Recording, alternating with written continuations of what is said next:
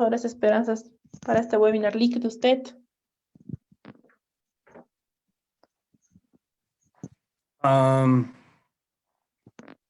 Que podamos sentir juntos que estamos haciendo algo diferente y especial y que acabemos bien, acabemos con esperanza, confiados en que podemos hacer una diferencia importante en la vida de las personas. Eso sí, es muy cierto. A ver, vamos a poder hacer mucha diferencia y más aún en esta época, donde más se necesita de nuestro apoyo. Exactamente.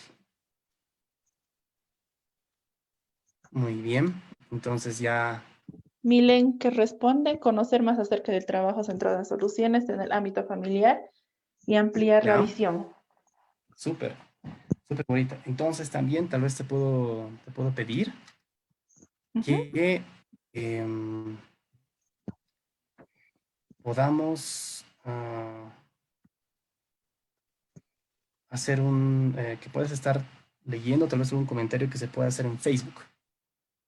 Ya, claro que sí.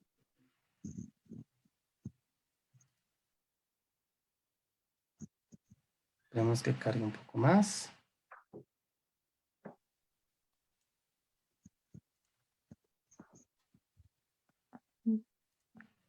Vamos a ver, siguen ingresando. ¿Cuántos ya tenemos? 14 espectadores.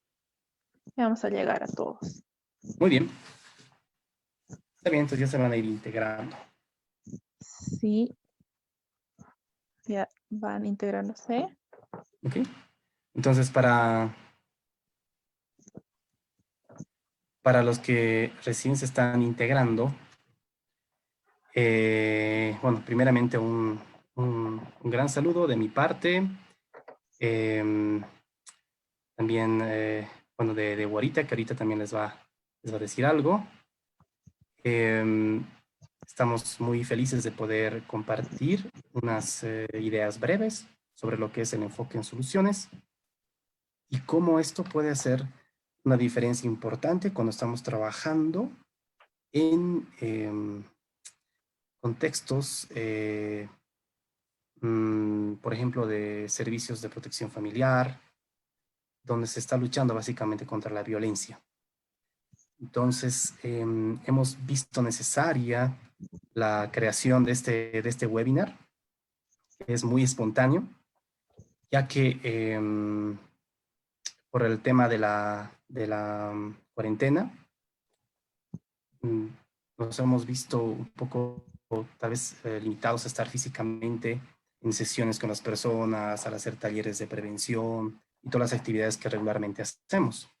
Entonces, la pregunta es, ¿qué es lo que podemos hacer para ayudar a las personas que están en una situación de violencia? Y bueno, la propuesta aquí central es que el enfoque en soluciones es una estupenda alternativa, ya que al ser simple se va adaptando a lo que está ocurriendo en cada contexto particular, si se puede decir.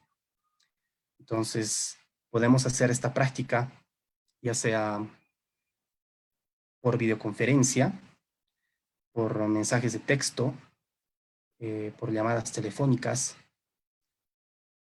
de tal manera que nosotros nos enfocamos en la esperanza de la gente, en sus sueños, ¿no? Y de esta manera es que trabajamos con el corazón. Y bueno, ahora quisiera preguntarles a ustedes nuevamente, ¿cuáles son sus mejores esperanzas para este corto webinar?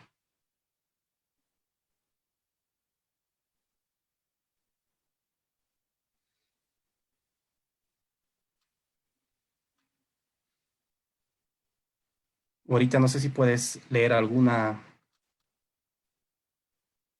de las mejores esperanzas. Jorge Gallegos pide repetir la pregunta, por favor. Muy bien. ¿Cuáles son sus mejores esperanzas para este webinar? ¿Qué es lo mejor que ustedes desearían que ocurra por estar en este webinar?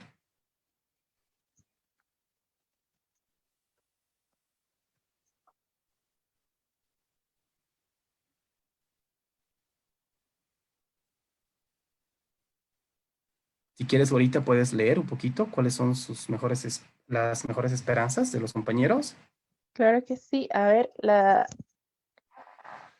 voy leyendo. Jorge Gallegos en un inicio mencionó de que quiere que se amplíen los panoramas de familia segura y cuáles son las posibles soluciones.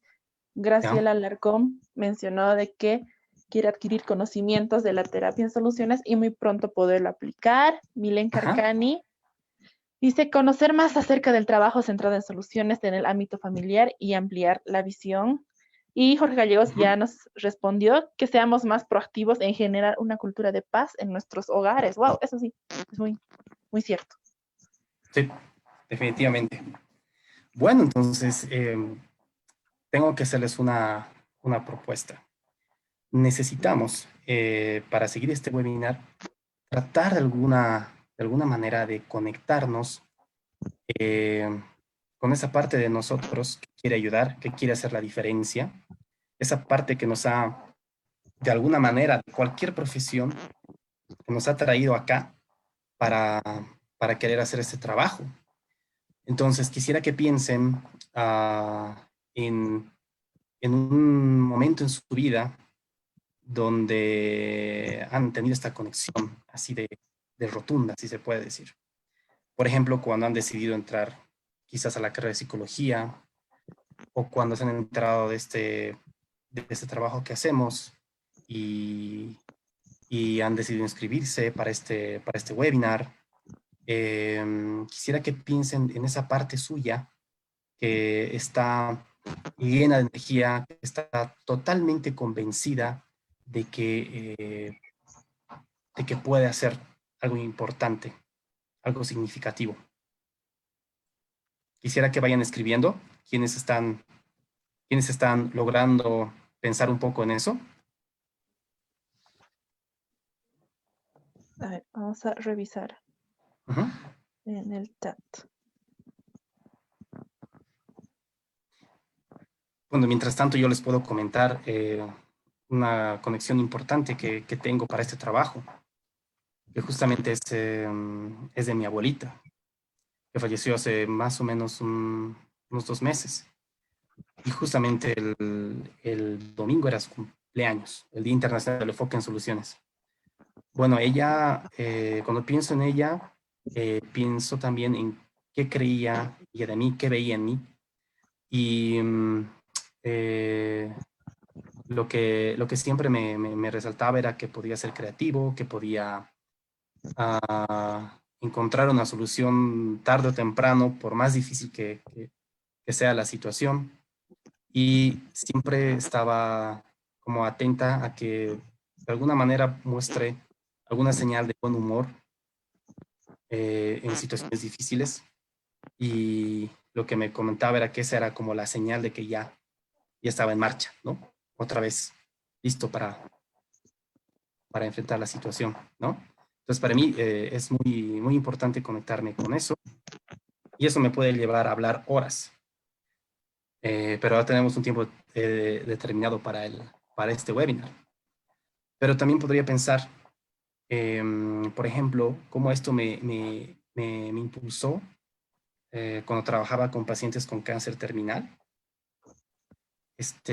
Y bueno, la mayoría eran personas ya mayores, de la tercera edad, y como quizás esta conexión con mi abuelita me ayudaba a poder estar ahí, em, estar atento, a escuchar sobre todo, ¿no?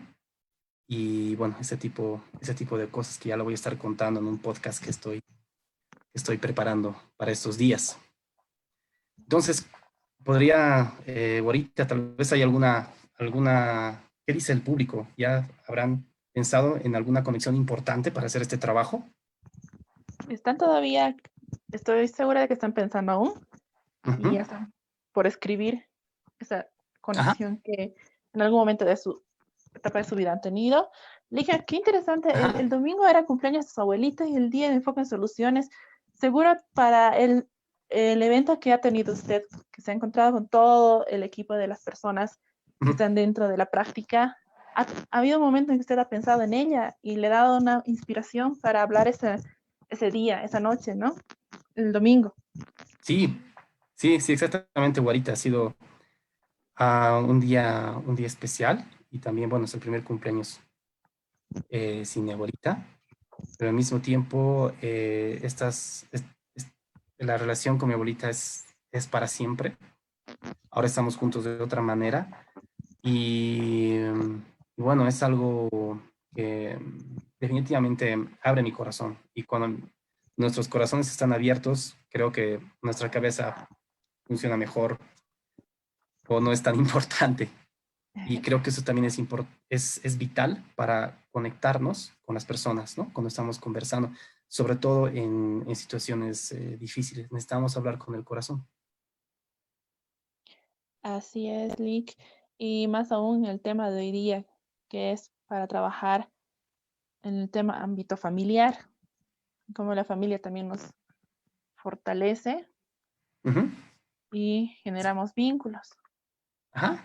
Somos un todo y parte de un todo, ¿no? Al mismo tiempo. Entonces, estos días, al trabajar así, digamos, en cuarentena, muchos clientes em, ah, me han ido contando, o se han ido contando a sí mismos lo importante que son sus conexiones familiares, ¿no?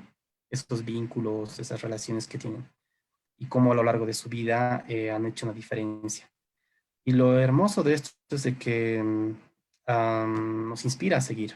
Por más oscura que sea la situación, hay un pequeño vestigio de esperanza, ¿no? Porque alguien nos amó, porque alguien nos vio, alguien nos escuchó, alguien reconoció, o inclusive alguien ya vio algo en nosotros que aún no estaba ocurriendo, pero ya lo vio.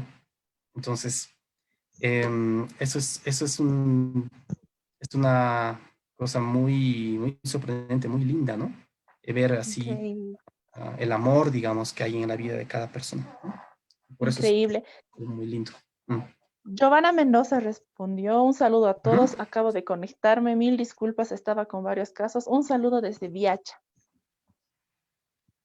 Wow, wow, Giovanita. Y con Giovanita estamos hablando estos días. Ella me está contando, ella es una practicante muy valiente. Ella está en primera línea, ¿no? Está como una trabajadora esencial. Y vamos a tener también algunas actividades con ella para que nos pueda contar cómo están lidiando en VIH, ¿no? Con esta situación. Ella está trabajando también en hospitales y próximamente también vamos a estar coordinando el trabajo centrado en soluciones allá. Un saludo. Maravilloso. Milen Carcani respondió, algo que me impulsa a tomar decisiones es el amor por mi hija, la cual hace que me sienta conectada a la mejor versión de mí misma. Es la que le permite estar conectada para crecer Wow. y tener su mejor versión. Qué lindo lo que dice Milenka. Justamente hoy día estaba eh, trabajando en la línea que tenemos de atención para la prevención de violencia. Y lo que noto también es, por supuesto, el hablar sobre el amor de los padres a los chicos, cómo esto abre un montón de posibilidades, cómo abre posibilidades que son realistas y cómo eso nos lleva después a encontrar evidencia, más evidencia de amor. Entonces,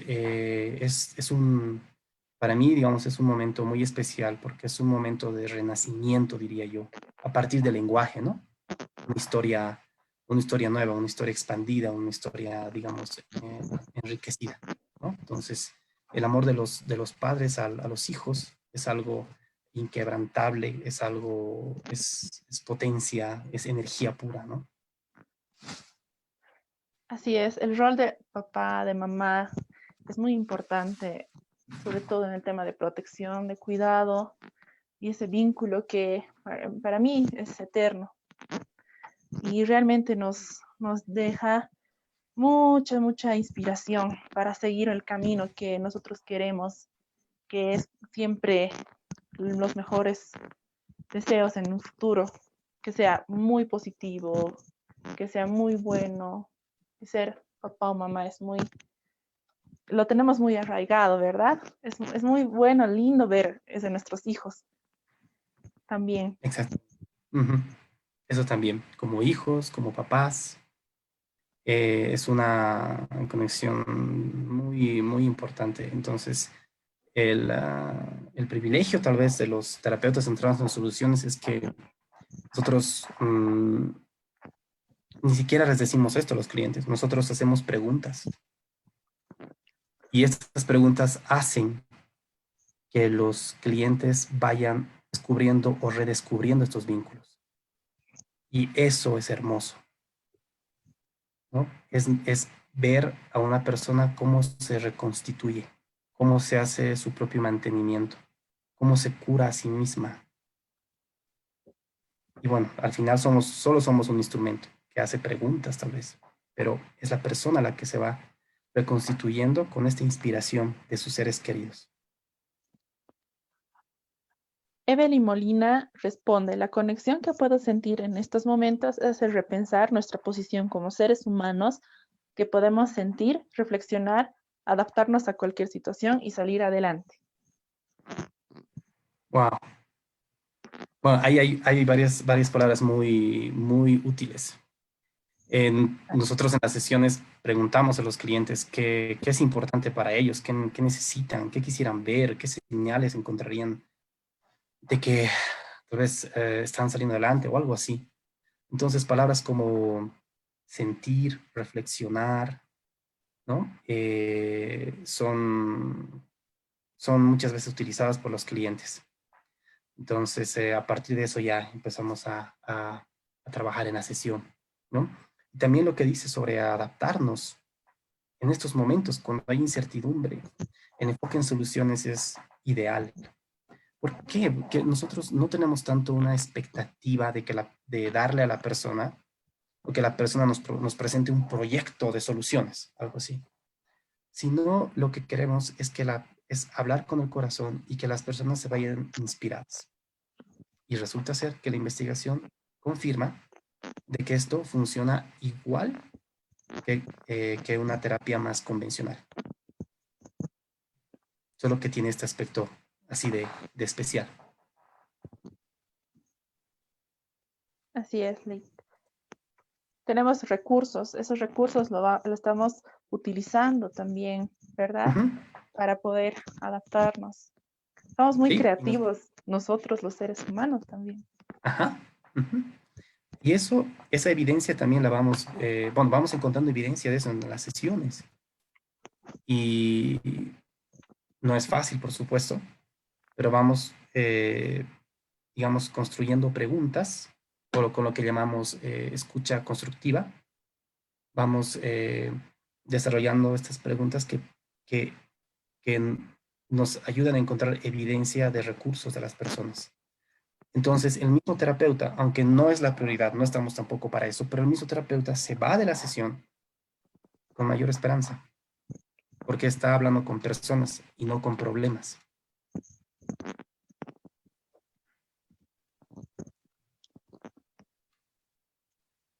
Muy bien. Ujú. Perfecto, Lee. Entonces, voy a proceder a compartir la pequeña presentación para el webinar.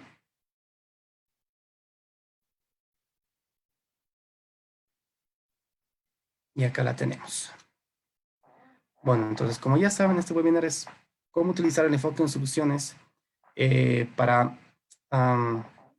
para trabajar con recursos, con habilidades, con fortalezas, ¿no? En situaciones de violencia. Y por supuesto, la familia es súper importante para poder trabajar en esto.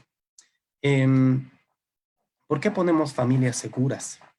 Seguras significa obviamente seguridad y es algo que nos vamos a enfocar, a encontrar factores de seguridad.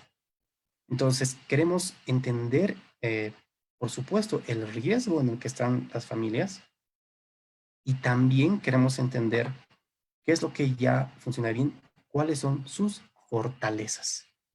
Cuando hablamos de fortalezas, no solamente nos referimos a fortalezas, digamos, individuales o incluso familiares, sino también nos referimos al uso de recursos externos que puede tener una familia.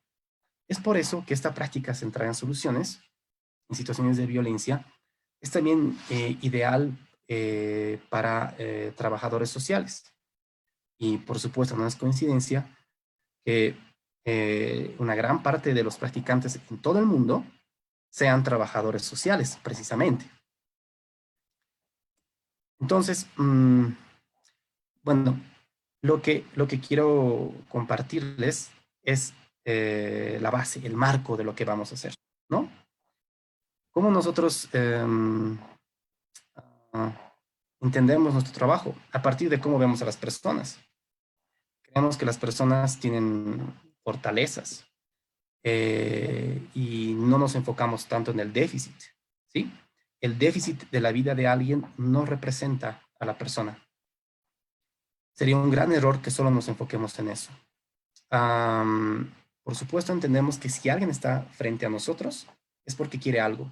Si alguien está hablando con nosotros, quiere algo. Entonces, nuestro trabajo es encontrar preguntas que inviten a que la persona se cuente a sí misma con más posibilidades qué es lo que quiere. Y esto también es fantástico. También entendemos que todos ya van logrando algo. Todos ya llegan al encuentro terapéutico con algo que hicieron bien. Si están vivos, quiere decir que algo hayan hecho bien. También creemos que todos están haciendo su mejor esfuerzo. Esto es importante porque a veces es muy estresante. Yo lo he vivido, he hablado con varios colegas y me dicen, Marcos, es bien fuerte porque a veces tenemos que hacer un diagnóstico y tenemos que hacer un doble, triple diagnóstico trabajando en este tipo digamos, de atención. Y es algo muy estresante. Entonces nos vamos muy preocupados, pensamos que esto nos puede afectar incluso personalmente. Entonces, Steve Shazer ya hace mucho tiempo, uno de los precursores principales del enfoque en soluciones, escribe un artículo que le llama La muerte de la resistencia. Y lo que él nos dice es de que la idea de resistencia no es tan útil en el contexto terapéutico, porque la idea de resistencia nos impulsa a buscar una hipótesis de por qué la persona no está cambiando, por qué la persona tiene este déficit. Entonces, esto en la práctica nos aleja de trabajar con fortalezas, con recursos, con habilidades, con talentos, con estrategias de supervivencia.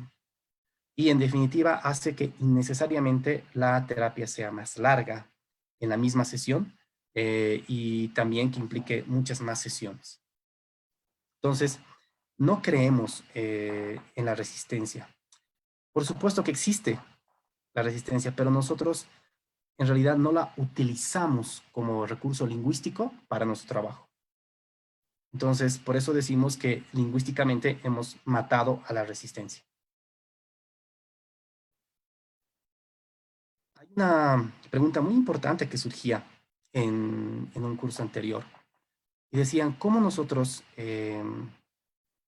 prevenimos el abandono en terapia?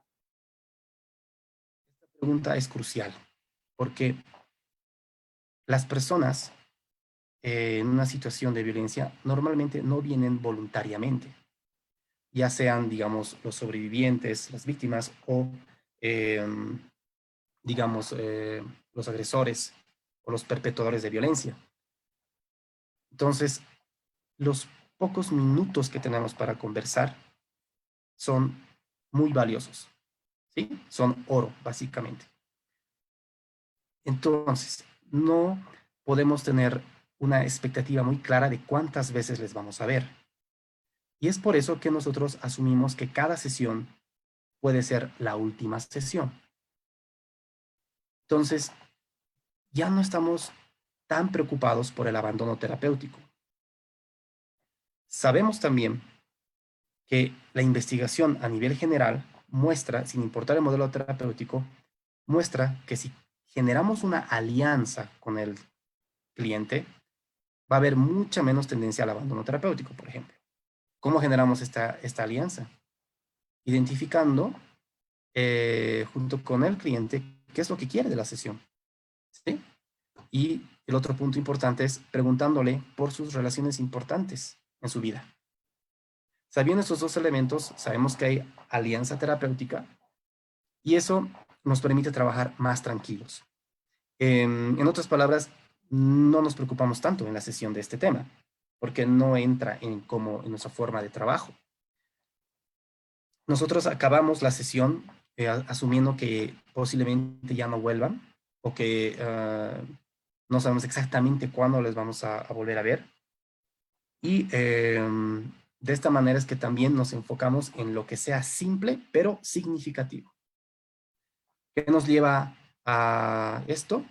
A asumir que nosotros no vamos a cambiar precisamente la vida de las personas, que no vamos a darles la solución, que quizás la solución no emerja en la misma sesión, pero ¿qué buscamos?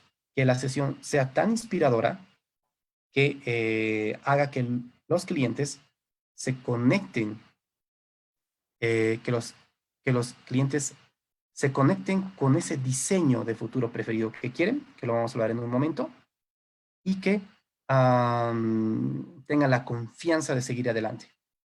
¿Sí? Esta es un poco la idea para este tipo de pregunta. También surgió una pregunta que decía si tenemos que usar una estructura en la sesión. Por supuesto, tenemos algún tipo de alineamiento en la terapia breve centrada en soluciones, pero los practicantes de muchos años no paran de decir esto. Para mí, cada sesión es diferente. Nunca he conversado de algo similar con ningún cliente. ¿Qué quiere decir esto? Que si bien nos basamos en el marco de la terapia, en lo que creemos de las personas, tal vez en nuestro rol al hacer preguntas, nosotros estamos atentos a lo que el cliente diga. Y lo que el cliente diga, lo vamos a convertir en una pregunta. Entonces, de hecho, ahí ya no habría una estructura tan determinada como en otros modelos. Porque en realidad no sabemos de qué nos va a hablar el cliente. No tenemos idea. No sabemos cuál va a ser la siguiente pregunta. Eso sí es difícil de manejar muchas veces, por supuesto, ¿no? Es simple, pero es difícil. Cuando no sabemos cuál va a ser la siguiente pregunta, necesitamos de alguna manera desapegarnos.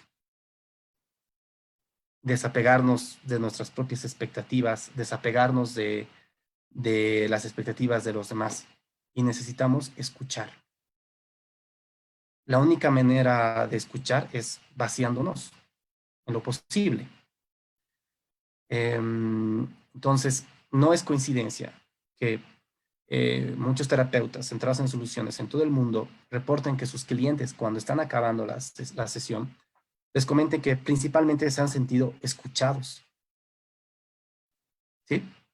Entonces, la mejor manera de preguntar, la mejor manera de escuchar parece ser hacer preguntas. Entonces, no sabemos a dónde nos va a llevar exactamente la sesión, pero sí sabemos que vamos a acompañar con preguntas. Por supuesto, podríamos decir que en general, actualmente al enfoque en soluciones, el enfoque le da una especial importancia a la descripción, ¿sí? A cómo las personas quieren, por ejemplo, diseñar su vida, cómo pueden describir sus logros o éxitos del pasado, que también les llamamos instantes, y cómo van replanteando su propia identidad a partir de esto. Entonces, la descripción es algo que tenemos en común todos los practicantes centrados en soluciones. Claro que cada uno lo va haciendo de diferente manera, porque igual ningún practicante trabaja igual, gracias a Dios, si se puede decir. Muy bien, entonces, ¿qué es esto? ¿Cambiamos a las personas? La respuesta sería no. Quizás, por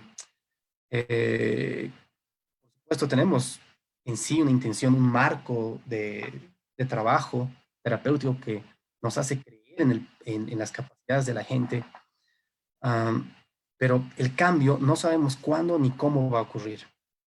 A veces pasa que el mismo cliente, como decía Joe Wickland, a lo largo de la terapia encuentra que ya no es tanto un problema el problema, o encuentra que va a poderlo manejar ya solo o con otras personas, con otros recursos, y ya no es necesaria la terapia.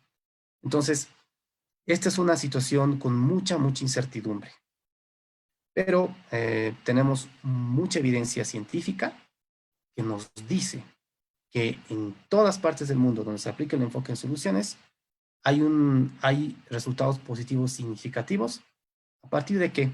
De buscar que la sesión sea inspiradora para los clientes y que no nos preocupemos tanto del cambio, ¿sí?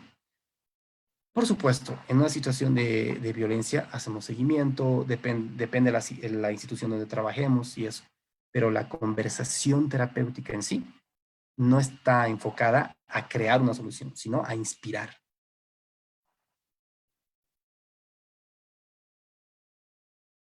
Estábamos hablando también en muchos encuentros sobre esto de dejar huella o no. La terapia centrada en soluciones es una co-construcción. No puedo hacer una pregunta si el cliente no me ha dicho algo, normalmente. Bueno, y el cliente va respondiendo a lo que serían básicamente sus propias preguntas. Sin embargo, hay algo de nosotros en toda la conversación que vamos tejiendo o co-construyendo juntos. Pero, sabiendo que es imposible no influenciar, lo que sí buscamos es no influenciar tanto. Buscamos que la autoría de los logros sean del cliente. Por eso es que incluso evitamos de lo posible dar alguna tarea terapéutica o alguna cosa así, que sea muy intrusiva, que sea muy ajena al contexto sociocultural inclusive de la persona, para que la persona realmente tenga la sensación de autoría de lo que está ocurriendo en su vida. Y eso tiene un efecto fantástico, que es el de la, digamos, mantención de los resultados terapéuticos y sobre todo que exista un efecto de irradiación, tal vez de mejoras. Prochaska, con más de 30 años de haber estudiado el cambio terapéutico, las mejoras terapéuticas, identifica que cuando una persona mejora en algún aspecto de su vida, automáticamente otros aspectos van mejorando. Y bueno, esto es algo que nos permite justificar más, ¿no? El trabajo centrado en soluciones. Por lo tanto, buscamos que sea una sesión donde el cliente se inspire a sí mismo, quizás nos utilice, tengamos algo de protagonismo, pero el cambio es en la vida de la persona. Y en conclusión, buscamos no dejar huella. Y también hay una pregunta muy especial. ¿Cómo trabajar con perpetuadores de violencia? ¿Qué se hace en estos casos? ¿Cómo encarar esto? Así bien, podemos tener digamos, un rol eh, más,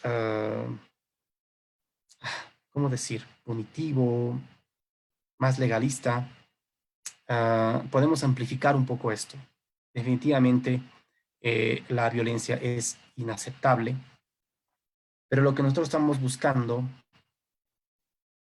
es inspirar a un cambio terapéutico, es inspirar a que las personas tengan de alguna manera la oportunidad de mejorar su situación. En definitiva, hay niveles, hay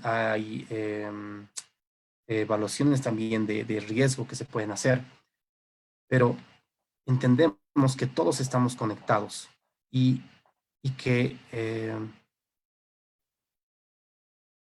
solamente patologizar a los perpetradores de violencia puede convertirse en un problema social con consecuencias terribles, ¿sí?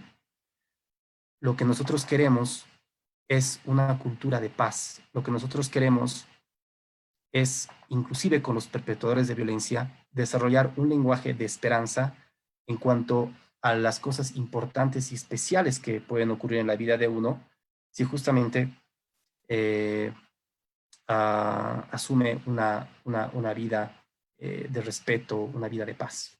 Entonces, ¿cómo trabajamos con ellos? Hacemos lo mismo, pero quizás podría decir que hacemos énfasis en darle espacio en la conversación a, digamos, escuchar las razones que pueden tener estas personas. Y, por supuesto, nosotros no solamente nos quedamos escuchando, sino que ya estamos generando una siguiente pregunta. Pero quizás la brújula para este trabajo con perpetradores de violencia es dar este espacio para escuchar las razones que tienen y también orientar, sugerir fuertemente, marcadamente, mmm, explorar posibilidades a partir de nuevas expectativas más benevolentes en la vida de estas personas.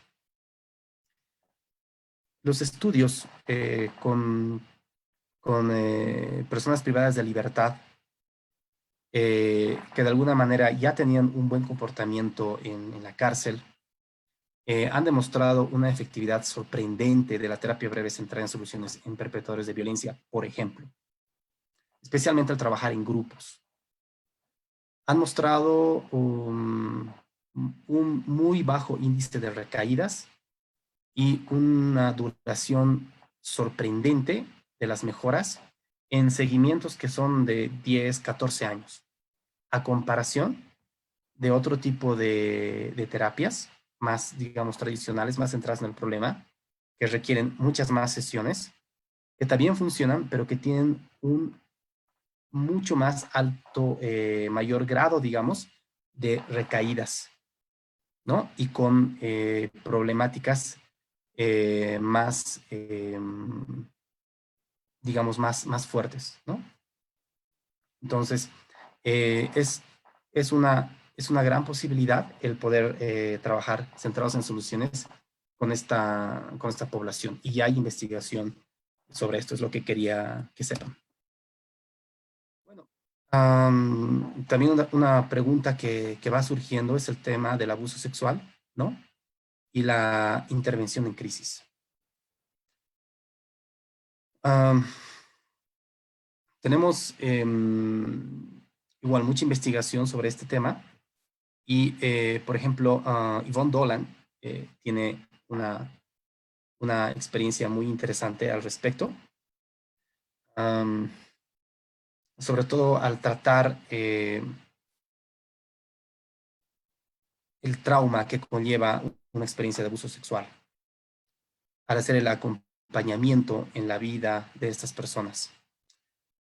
Y el enfoque en soluciones muestra ser efectivo al trabajar con aspectos o dimensiones, por ejemplo, como los propios síntomas del estrés postraumático o la propia reconexión o reconstitución de la persona a su propia vida.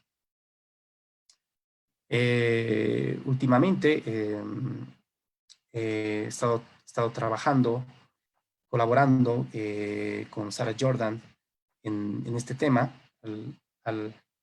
y lo que más que todo voy aprendiendo es sobre lo importante que es establecer, desarrollar las experiencias de esperanza que tiene la persona en su vida, en el caso de abuso sexual, y cómo esto, ya sea como decida la persona encararlo, le ayuda justamente a hacerlo. Tal vez, por ejemplo, como dicen algunos, como relatan algunos clientes, que dicen, mi mayor venganza es tener una linda vida, es salir adelante. Mi mayor venganza, lo que le da sentido a mi vida es ser un activista que ayude a que esto no vuelva a ocurrir. O a veces pueden decir, lo que me está ayudando es justamente no pensar en esto y continuar con lo que me toca. Entonces, el enfoque en soluciones hace un acompañamiento muy respetuoso de esto. Algo también muy impresionante del enfoque en soluciones es de que sabemos que podríamos decir que el cerebro se mueve, podríamos decir que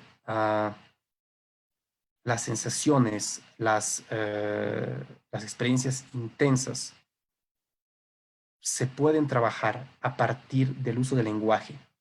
Y esto tiene una implicancia cerebral muy importante en cuanto a las secuelas del estrés postraumático. Básicamente, ayuda a que el cerebro pueda con la esperanza, con ese trabajo centrado en soluciones, pueda ser más creativo, pueda reconocer oportunidades y sobre todo pueda como reconstituir autobiográficamente su vida, reescribir su vida. Entonces, estas son las implicaciones del enfoque en soluciones en temas de abuso sexual. Ahora, la intervención en crisis básicamente implica que hacemos lo mismo, solamente que nos enfocamos más en hacer micropreguntas. Como les digo, si solo utilizamos esto como técnica, no va a servir en ningún contexto, sobre todo en este. Tenemos que escuchar a la gente. Nos vaciamos, escuchamos y convertimos esto en la siguiente pregunta. Y en el caso de intervención en crisis, son preguntas muy sobre detalles, sobre cosas muy cotidianas, muy pequeñas. ¿Dónde te gustaría sentarte? ¿Dónde quisieras estar ahora? ¿Cómo quisieras que esté la luz? ¿En qué momento quisieras, no sé, comer? ¿Qué quisieras, no? Entonces, son preguntas muy pequeñas, pero que de igual forma nos llevan a conectarnos con, aunque sea la poca esperanza que pueden tener en ese momento las personas.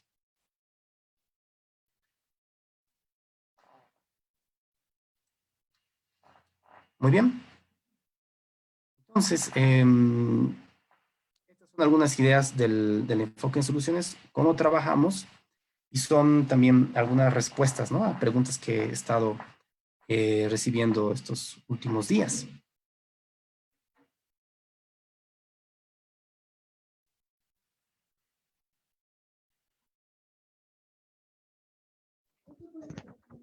¿Cómo estás, Guarita? Muy bien, Lick.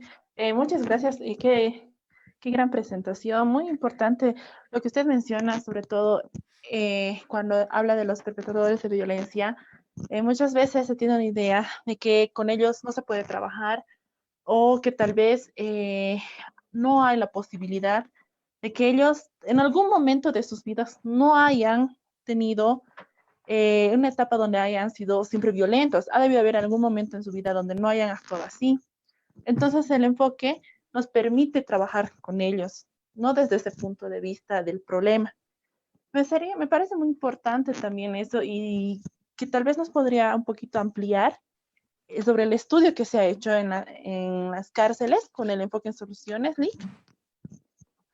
Sí, claro. El enfoque en soluciones nos permite, bueno, encaja muy bien con lo que es la justicia restaurativa y con la construcción de paz, o lo que llamaremos paz positiva. ¿Qué significa eso?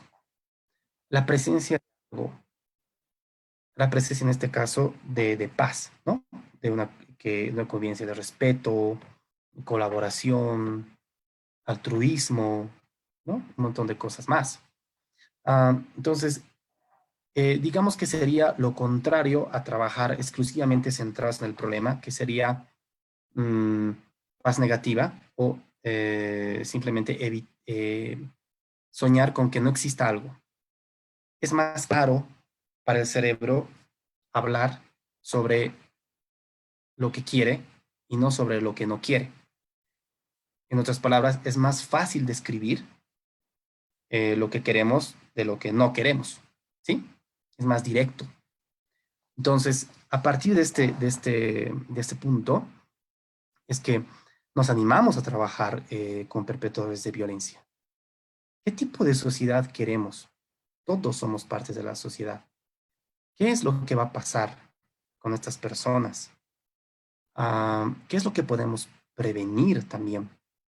Entonces, no estamos haciendo un juicio moral político de esto, ¿no? No es tampoco un activismo político, sino es digamos, dar voz y generar nuevas posibilidades para una convivencia más benevolente. En cualquier sesión centrada en soluciones, sobre todo al principio, cuando preguntamos, por ejemplo, por las mejores esperanzas de las personas, siempre invitamos a que las personas describan lo que quieren a partir de expectativas benevolentes. Y eso es precisamente lo que buscamos hacer, la manera en la que trabajamos. Entonces, en ese sentido, la terapia breve centrada en soluciones es ideal, es estupenda, es perfecta para trabajar con justicia restaurativa. Se van creando comunidades terapéuticas que no chocan con otras cosas que se está haciendo, porque el enfoque en soluciones inspira, potencia, reconoce lo que ya funciona y invita a expandir la visión de las cosas para que la misma persona se enfoque en lo que vale la pena. Entonces, no es totalmente directiva, no es excluyente de otra forma de trabajar, y por eso es que puede ser utilizada muy bien en instituciones públicas. Es excelente para combinar el trabajo, por ejemplo, con atenciones psiquiátricas. Es excelente también para incluir a abogados, trabajadores sociales y todos los que estén interesados en el cambio, ya que indaga sobre nuevas oportunidades, sobre nuevas expectativas que se puede construir juntos. Entonces, significa esto que hacemos realmente un trabajo comunitario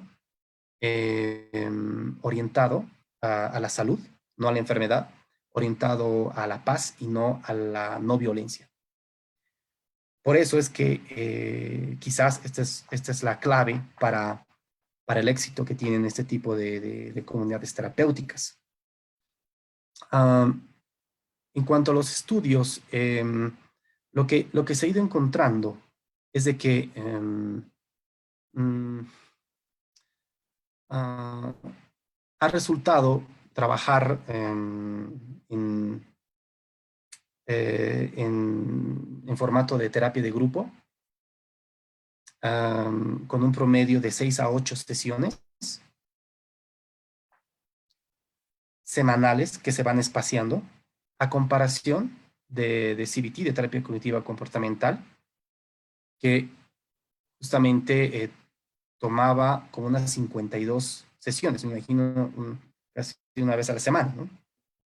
Entonces, lo que se va notando principalmente es la adhesión al tratamiento.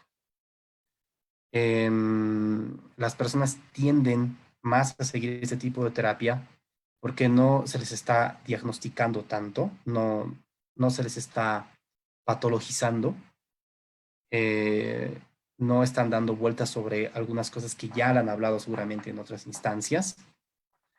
Entonces, y sobre todo, no es necesario que mientan. Este aspecto es fundamental. Cuando están en esta situación, cuando en general los clientes son, digamos, de alguna forma obligados a hablar con nosotros, ellos tienen miedo muchas veces de que alguna respuesta que den realmente sea perjudicial. Entonces, eso puede ser una barrera, una limitante en la conversación. Pero nosotros trabajamos con, por ejemplo, resultados deseados. Vamos más allá de lo que podrían querer. Invitamos a crear un contexto donde la conversación no sea sobre decir la verdad o no, sea sobre algo más trascendental, pero que también esté conectado con un cambio benevolente en la vida de las personas, en este caso. Entonces, eh, eso es muy útil también. Pero si estamos trabajando, haciendo diagnósticos, como que ocultando algo, digamos, detrás de la hoja, de lo que podemos ver o algo así, por supuesto eso perjudica la relación terapéutica y hace que uno tal vez no haya tanta adhesión al tratamiento, ¿no? Que se abandone el tratamiento, o que las personas tengan miedo a participar y eso. Ahora, hay que destacar también de que este tipo de estudios normalmente se ha hecho con población penitenciaria que ya estaba a punto de salir y que tenía ya un historial de buena conducta, ¿sí? Y que no era con crímenes, digamos, extremos, que podríamos decir. ¿Ya? Eso. Ahora, pero esto ha permitido hacer este tipo de seguimiento.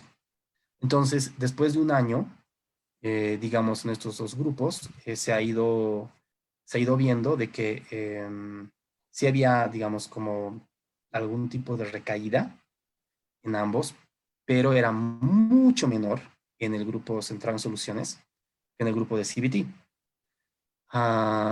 Y además, otra diferencia importante era de que las recaídas, si las había en el grupo centrado en soluciones, eran por conductas o crímenes menores a los que les había llevado a esa situación, a ese problema legal. En cambio, en el otro grupo, con CBT, las recaídas tendían a ser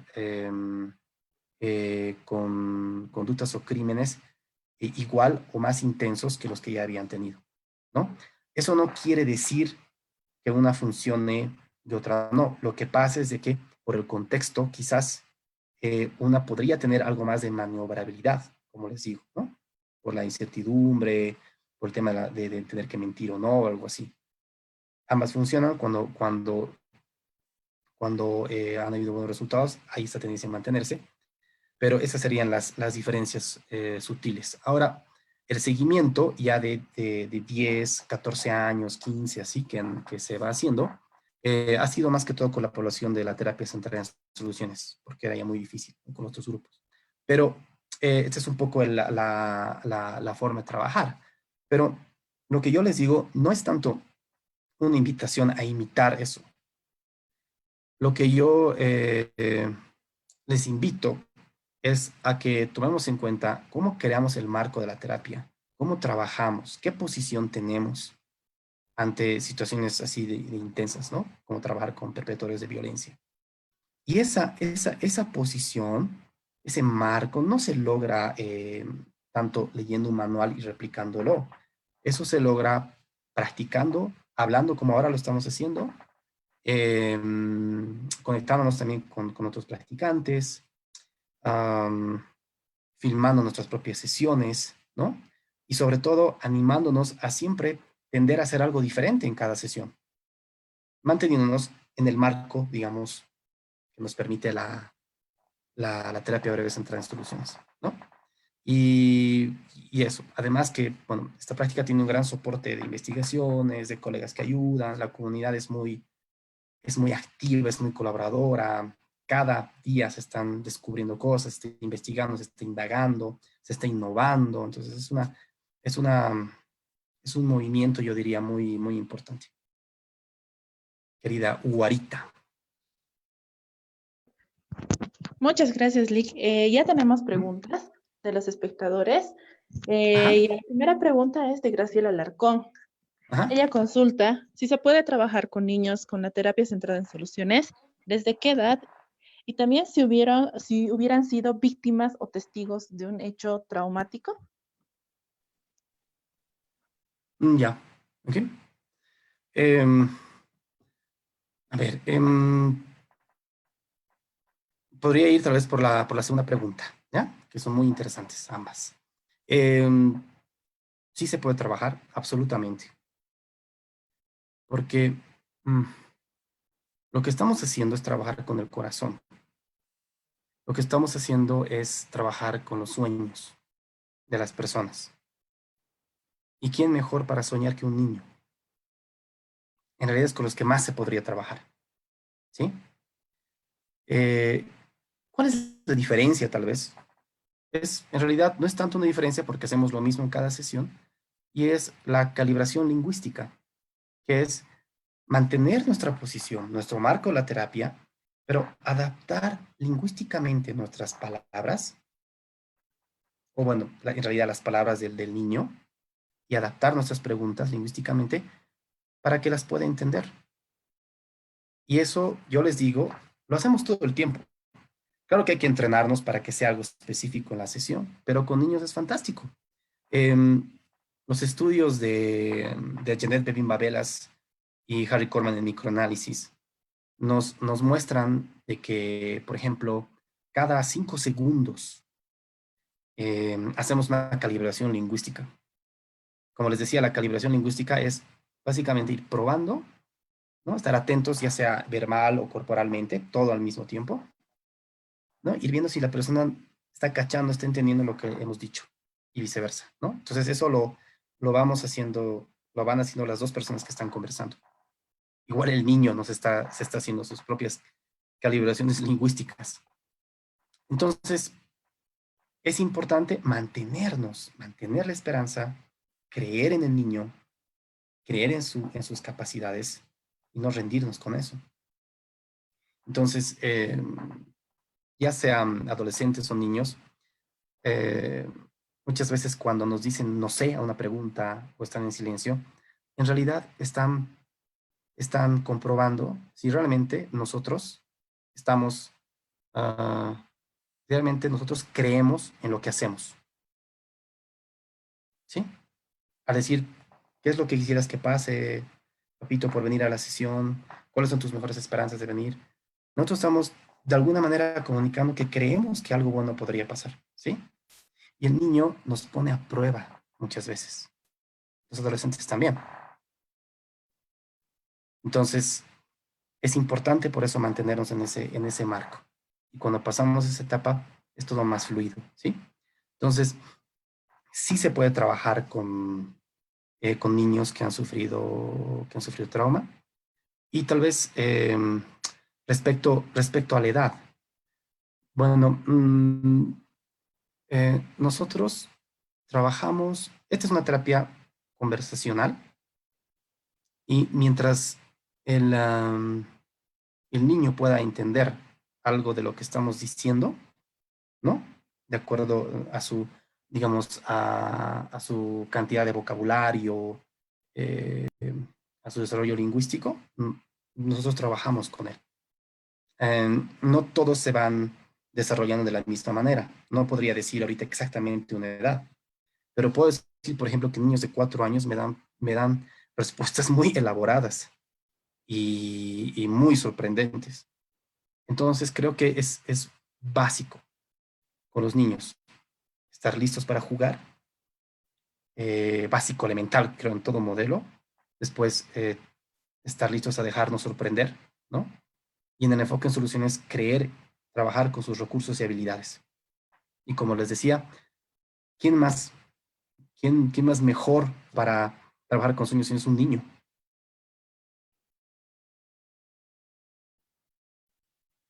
Eso sería, querida Guarita.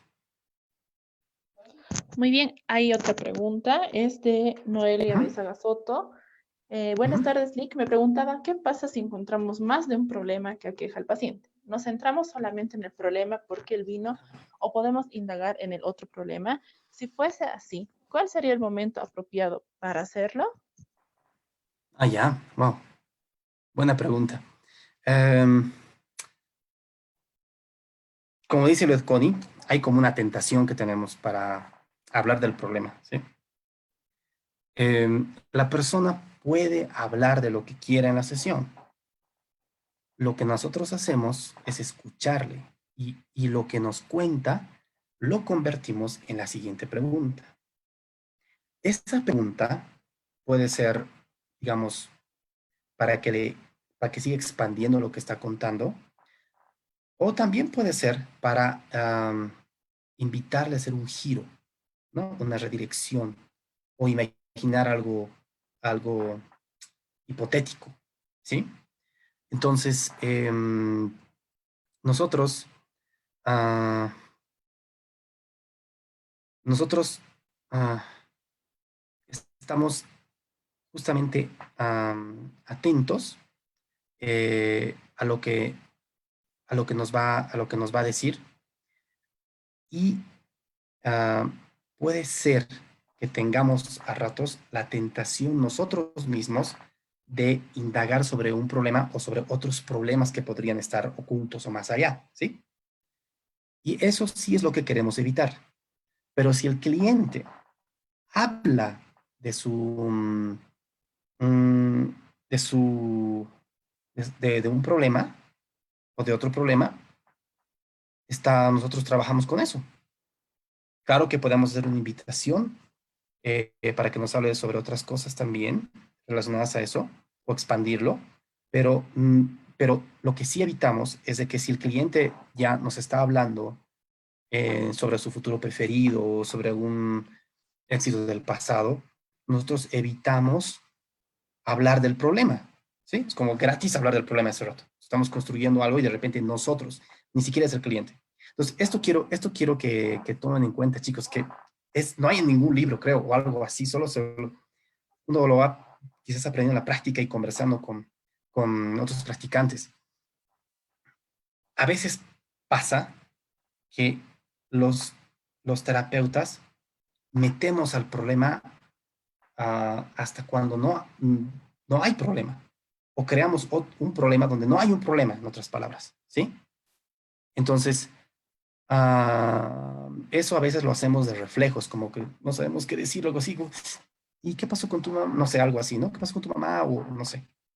Entonces, eso es muy, muy, muy importante que sepan. Entonces, si el cliente habla del problema, genial. Nosotros vamos a seguir haciendo preguntas. ¿Sí? Quizás nuestra siguiente pregunta sea tan interesante como para que el cliente se anime a expandir un poquito más su foco de atención de lo que está pasando.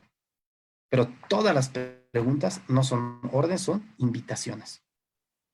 Entonces, esa es digamos, la manera en la que trabajamos. Por lo tanto, si no estamos tan preocupados, si hay un problema, dos problemas, el cliente nos va a decir. Y sabemos también, eso sí, sabemos que la sesión va a tender en una buena parte digamos, a que se hable, el cliente se vaya respondiendo sobre la presencia de lo que quiere y no sobre la ausencia de lo que quiere. Le cuento que también estoy deprimido y en vez de eso, ¿qué quisiera que ocurra? Le cuento que también no puedo dormir y en vez de eso, ¿qué quisiera que ocurra? ¿Qué notaría que le diga una mejora con eso? ¿Se ubican? Entonces, nosotros siempre estamos atentos a escucharle al cliente y convertir eso en la siguiente pregunta que pueda hacer la diferencia.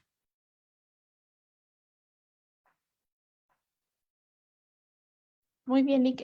Vamos a pasar al Face. Hay Ujú. comentarios. ¿Ya? de la transmisión. Lice, ¿Ya? Paito Málaga. Lice, buenas tardes, un abrazo, acabo de conectarme. Ella quiere saber cuál era el tema a tratar del webinar. Se conectó un poquito tarde, así que Ah, le ya. podríamos Ajá. dar un pequeño resumen, por favor. Listo, Paulita querida. Un gran saludo también para ti.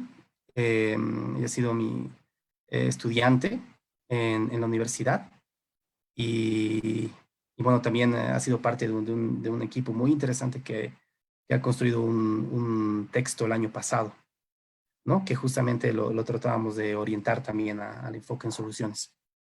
Bueno, esta es una conversación sobre algunas ideas, bueno, es una exposición mía y preguntas de ustedes, una sesión de preguntas y respuestas que sería sobre cuáles son los beneficios de usar el enfoque en soluciones para ayudar a personas que están manejando, que están sobreviviendo a una situación de violencia.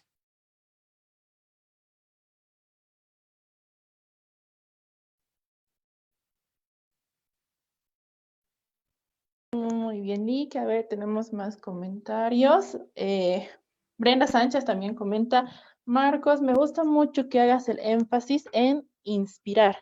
Muy Ujú. enriquecedor. El inspirar en el momento de la terapia. ¿Cómo nosotros los terapeutas inspiramos o cómo el cliente se va inspirando en todo el proceso? No, genial. Bueno, a veces hablamos de técnicas todo el tiempo, ¿no? Así como tal técnica, tal variación y todo eso. Pero esta es una conversación al final del corazón. Nuestras preguntas también salen de nuestro corazón, yo creo. Y mm, es el lenguaje, este trabajo lingüístico, yo diría que es mágico, porque las palabras que utilizamos evocan todo. La manera en la que usamos nuestras palabras, la manera en la que construimos nuestras oraciones, la manera en la que los clientes están respondiendo a las preguntas, contienen todo. Me gusta mucho este enfoque porque no hace tanto una distinción, desde como yo lo entiendo, de lo racional, lo emocional, sino que en lo lingüístico todo está contenido. El lenguaje no es perfecto, como diría Wittgenstein, pero también ofrece soluciones, ¿sí? O sea, en realidad las soluciones están en cómo hablamos de lo que nos está pasando. Entonces, eso es lindo. Entonces, cuando una persona te dice, yo llegaría a mi trabajo, no sé, hablaría fuerte, claro, sería también amable. Al mismo tiempo, eso contiene eh, al simultáneamente emociones y pensamientos y todo. Y una visión interactiva también de lo que está ocurriendo. Y también una co-construcción se está haciendo ahí de la identidad de la persona en ese momento. Entonces es fantástico, es fantástico. ¿Qué también permite el lenguaje para inspirar? El lenguaje puede contener varias dimensiones de la vida de la persona que, que parecieran ser así cotidianas o que ya pasaron y bueno, ya pasó, no sé. Pero en una sola oración, en una sola pregunta, de repente el cliente puede relatar, puede contar su, no sé, pues su vida de profesional, su aspecto de papá, de mamá, de deportista.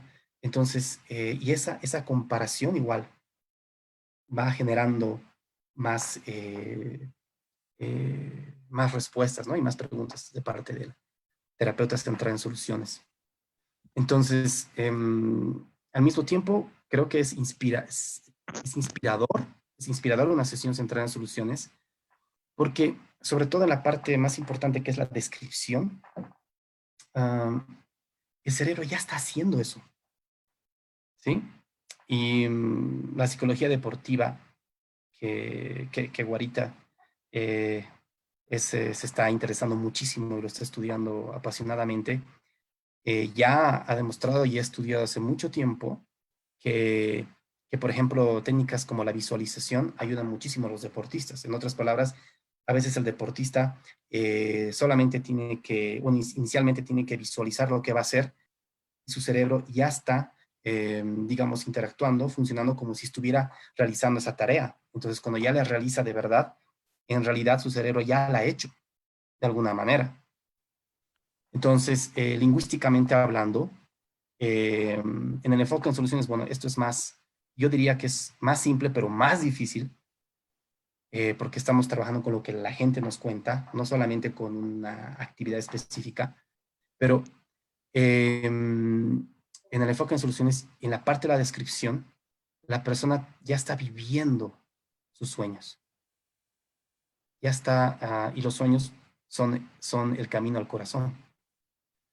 Entonces, eso es algo hermoso y se vuelve al mismo tiempo una tentación para hacer algo. Entonces, es lindo, es inspirador por eso, ¿no? Es lo que podría decir un poquito sobre la inspiración, ¿no? Y podría seguir hablando varias horas sobre esto, pero la inspiración es un trabajo que con el lenguaje se va logrando en cada sesión. Increíble, está muy inspirado también y nos está inspirando, Lick. Tenemos otra pregunta aquí.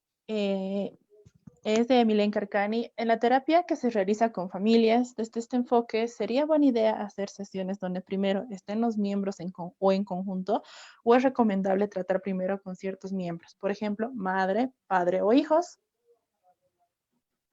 Ajá, buena pregunta, con familias.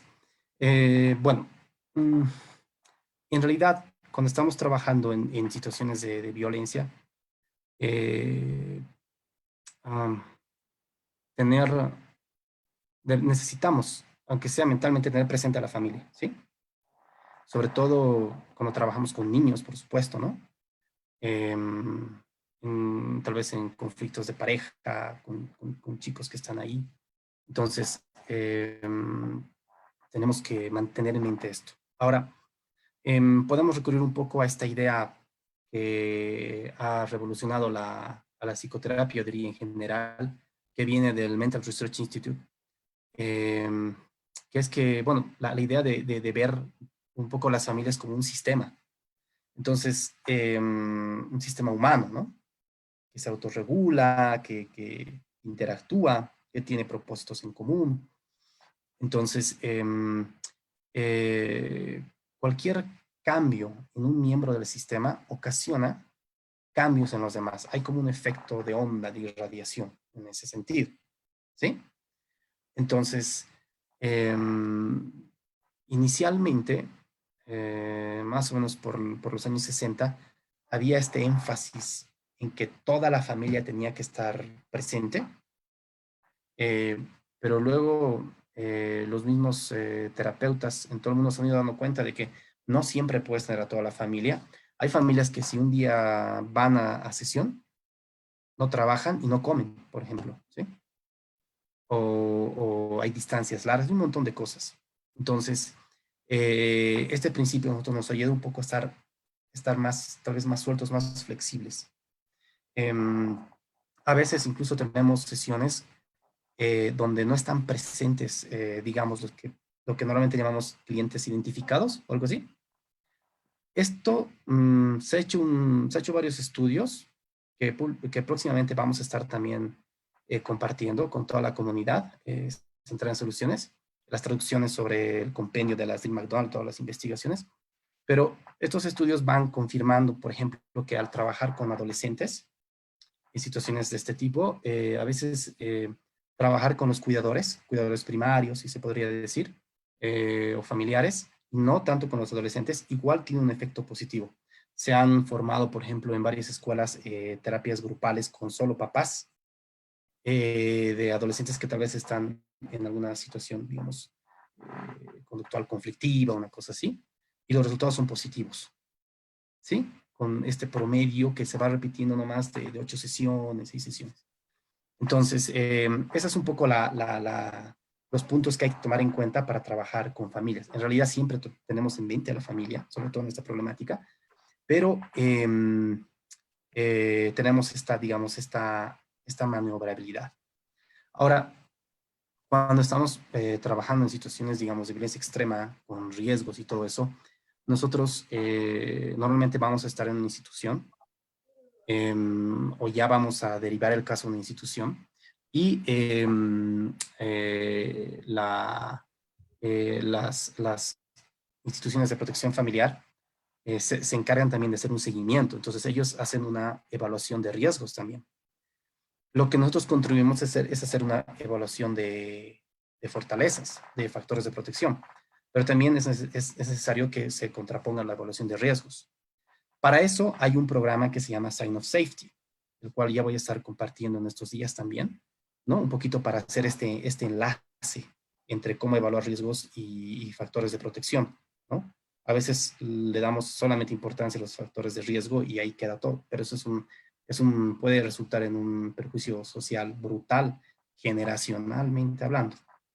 Entonces, bueno, con ese seguimiento también se va viendo la pertinencia de quiénes podrían estar en la sesión, ¿no? Si hay una persona que tal vez no está controlando bien sus impulsos, su conducta, entonces tal vez no es tan positivo que esté ahí, ¿no?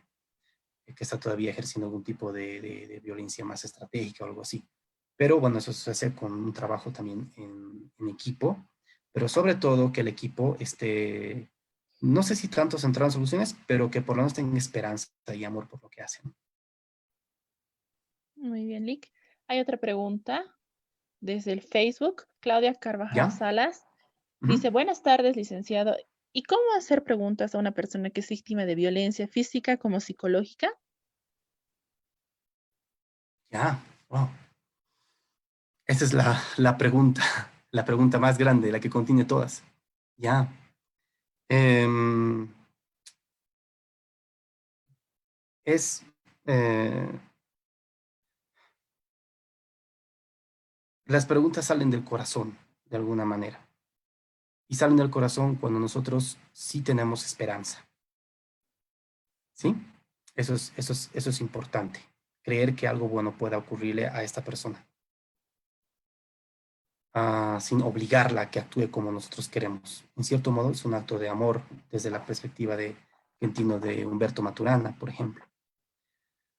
A nosotros nos interesa saber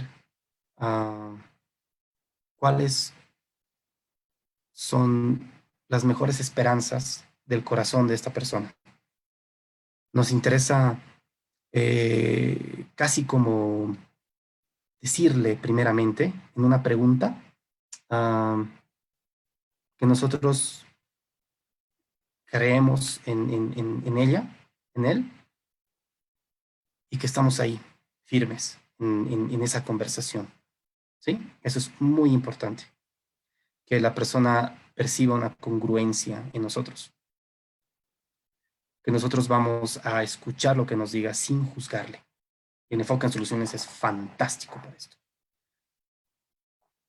Y eso. Ahora, también que le vamos a respetar. Entonces, nosotros normalmente no es que damos un discurso tanto así, no damos tanto una formulación nuestra, ¿no? Te cuento que la razón, no sé, mi vocación es estar aquí contigo, sentado, yo te voy a escuchar y no te voy a... No es tanto eso, sino a veces este es un desarrollo muy interesante del brief de Chris Ivason, que es un terapeuta impresionante, es como Yoda del enfoque en soluciones. Búsquenlo, por favor. Um, Él desarrolló la pregunta de las mejores esperanzas. Y básicamente es, en cuanto podamos, ¿no? Apenas acabamos de saludar a la persona, de estar ahí, muy respetuosamente, decirle cuáles son tus mejores esperanzas para la sesión, o alguna variación, ¿no? Una adaptación lingüística. ¿Qué es lo mejor que quisieras que ocurra por esta sesión? ¿Qué cosa buena quisieras que pase? Si esta sesión es, te sirve de algo. Entonces, esta pregunta, digamos, para las personas que recién lo están viendo, les resulta un poco así como difícil de concebir, no sé, porque están pensando en qué es lo que les va a responder el cliente, o sea, están pensando en, ¿y el qué me va, qué? O sea, están pensando en, ya una respuesta buena o mala que podría ocurrir. En realidad no existe ninguna respuesta mala. Todas las respuestas del cliente están bien. Aunque te diga no sé o no diga nada, es una respuesta y esa respuesta está bien y con eso vas a trabajar. Pero ¿por qué la hacemos? Lo que hacemos es también comunicarle que estamos presuponiendo que creemos en sus sueños, que estamos presuponiendo que tenemos eh, esperanza, que tenemos fe en sus sueños, que nos estamos abriendo de esa manera, que le creemos sin que siquiera nos haya hablado mucho de lo que pasó. Entonces, esto es fuerte y, y toma tiempo procesarlo. Entonces, no esperemos que la persona de repente nos empiece a hablar todo así perfecto como un manual y listo. Eh, no esperemos nada, esperemos la pregunta y la convirtamos en la siguiente, perdón, esperemos la respuesta y la convirtamos en la siguiente pregunta. Entonces, nosotros, con este tipo de preguntas, como la de las mejores esperanzas, le estamos comunicando esto al cliente. Y lo lindo de esto es que como está en pregunta, el cliente puede decidir tomarlo o no. Entonces es libre. Y esta es una señal de respeto. ¿Sí? No tengo control sobre lo que vas a decir, pero sí puedo sugerirte con esperanza, puedo sugerirle a tu corazón con esperanza que me hable de sus sueños. Entonces, esa es un poco la manera de, digamos, de trabajar, de empezar que tenemos, ¿no? Sobre todo en casos así. Muy bien, Lick, ya cerrando con el webinar. Este Ujú. webinar, el enfoque es centrado en soluciones para familias seguras. ¿Qué se lleva usted hoy de este webinar, este primer webinar muy interesante? ¿Qué se lleva de las preguntas, de la participación de los participantes? ¿Qué podríamos llevarnos, Lick? Sobre todo usted, ¿qué se lleva? Bueno, yo estoy muy contento porque realmente hay cosas que no están en los libros. Y hay cosas que, bueno, la interacción misma, aunque sea así online, permite, ¿no? O sea, hay preguntas que van surgiendo sobre el cómo ocurre esto. Y a veces pensamos que lo más importante es saber qué hacer, ¿sí? Como los pasos, las técnicas y eso. Pero, pero yo creo que lo más importante es el cómo. ¿Cómo vamos a desarrollar esto que llamamos terapia breve centrada en soluciones de manera diferente en cada sesión? ¿Cómo voy a desarrollar mi propio estilo, tal vez, centrado en soluciones? Y eso, ¿no? Entonces, creo que este es un trabajo que lidia con incertidumbre. Como ayer hablaba con un gran amigo, Jesús, de México, practicante de soluciones, que me decía, ¿no? En contextos como los nuestros, la incertidumbre quizás es más intensa que en otros continentes, otros países, ¿no? Entonces, por eso el enfoque en soluciones es fantástico para esto. Entonces, lo que yo me llevo es esto, ¿no? Hablar sobre esto que no está en los libros que nos recuerda también que esta es una conversación del corazón. No es la única, hay muchas más, pero esta tiene una magia especial. Entonces, si tú la practicas, esta magia especial, digamos, el enfoque en soluciones, de manera, digamos, más única, digamos, con este modelo, vas a conocer más de esta magia. Ahora, si la practicas tal vez combinándola con otras cosas, quizás no vas a conocer tanto la magia, ¿no? Esa sería mi opinión. Pero en sí, el cómo hacerlo se lo aprende de esta manera, en este tipo de encuentros. Interesante, Lick, es lo que decía también Stevie Chaser, que las palabras tienen magia, ¿verdad? Y Ujú, creo que en el proceso se exactamente. da también esto. Muy bien, ha sido una webinar muy interesante para que también nosotros como terapeutas podamos ya empezar a trabajar desde este enfoque y tener una idea para que nuestras familias, sobre todo aquí en Bolivia, ya se mantengan seguras, como decía el título de este webinar, y con estas pautas ya tal vez ahora tenemos muchas más ideas y yo estoy segura de que va a haber una segunda parte, Lick, Ujú. de esto, porque Encantadísimo, claro. estoy segura de que muchos se han quedado con tal vez algunas cosas más que aclarar, tal vez sobre el tiempo, ¿no? Hay preguntas que a la próxima también se pueden ir dando.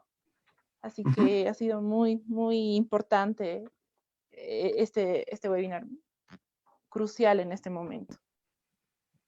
Bueno, ahorita igual les doy las gracias a todos por participar en el grupo que está en Zoom y los que nos están siguiendo por Facebook.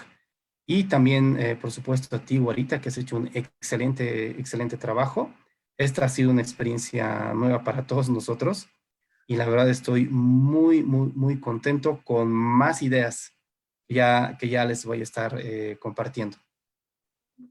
Muchas gracias, Lique. Realmente es la primera vez utilizando un webinar en nuestra plataforma y muy contenta también con todas las palabras que usted nos ha dicho. Y bueno, Giovanna Mendoza dice, me llevo dos frases, inspirar y hablar desde el corazón. Mil gracias. Súper. Esas también me las llevo. Bien, genial. Leslie, bueno, hasta una próxima y muchas gracias por brindar un gran trabajo, licenciado Marcos Pérez Lamadrid. No, muchas gracias otra vez a todos ustedes, Guarita, en especial a ti por el apoyo y nos vemos muy pronto. Listo, Lick. Hasta una próxima.